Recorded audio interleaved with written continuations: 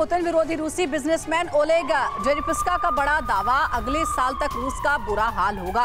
रूसी इकोनॉमी की हालत खराब हो जाएगी, बिना विदेशी निवेश के रूस संभल नहीं पाएगा। तो ये बड़ा दावा किया गया है रूसी बिजनेसमैन की ओर से, जिसमें कहा जा रहा है कि पुतिन की पॉलिसी की वजह से रूस को जो अर्थव्यवस्था की मार है वो झेलनी पड़ सकती है। तो पुतिन का सबसे बड़ा चैलेंज क्या है, इसके बारे में हम जानेंगे। पुतिन विरोधी रूसी बिजनेसमैन ये कह रहे हैं कि आने वाले समय में जो रूस की जो इकोनॉमी है वो टूटने लगेगी, इसका असर भी देखने को मिलेगा। हालांकि ये सभी को पता है कि पश्चिमी देशों ने, अमेरिका ने कितने सारे सैंक्शन रूस पर लगा रखे हैं यूक्रेन पर हमले को लेकर के, और कहीं ना कहीं रूस को इसका खामियाजा उठाना पड़ रहा है। लेकिन हमारे जो एक्सपर्ट्स हैं वो इससे उलट दावे करते हैं और कहते हैं कि इस वॉर का असर रूस की इकोनॉमी पर कहीं से नहीं पड़ा है। उनसे भी जानेंगे इस बारे में कि ये जो बिजनेसमैन दावा कर रहे हैं उसमें कितना दम है। फ्रीडम ऐप से सीखकर आप हैंडबैग बनाते हैं क्या? अगर ऐसा है तो आप अपने हैंडबैग्स को 1 करोड़ फ्रीडम ऐप के जो ग्राहक हैं उन्हें बिना किसी खर्चे के आप उसे बेच सकते हैं। लेकिन उससे पहले जो कहा गया है रूसी बिजनेसमैन ओलेग जेरिपिस्का की ओर से, वो आपको बताते हैं। सबसे पहले वो कहते हैं कि रूस की इकोनॉमी अब टूटने लगी है, खतरे में है रूस की इकोनॉमी। अब पश्चिमी प्रतिबंध और असरदार होंगे, ये भी दावा वो कर रहे हैं। यूक्रेन के नतीजे से रूसी इकोनॉमी का भविष्य तय होगा। विदेशी निवेश के बिना रूस के लिए हालात और मुश्किल हो जाएंगे। बाजार स्थिर नहीं हुआ तो रूस के पास एक भी पैसा नहीं बचेगा, 1 रुपया नहीं बचेगा।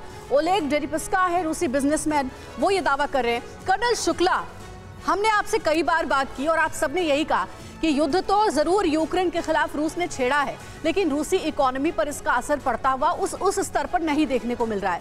लेकिन रूसी बिजनेसमैन ये जो दावा कर रहे हैं कि आने वाले समय में रूस की इकोनॉमी बेहद कमजोर होगी, इस दावे में आपको कितना दम लग रहा है? और बड़ी बात यह भी कि पुतिन के खिलाफ जो भी रूस में बोलता है, चाहे वो बिजनेसमैन हो या कोई भी हो, उसके खिलाफ बड़ी कार्रवाई भी हो सकती है। तो ये कार्रवाई के लिए भी इनको तैयार रहना पड़ेगा।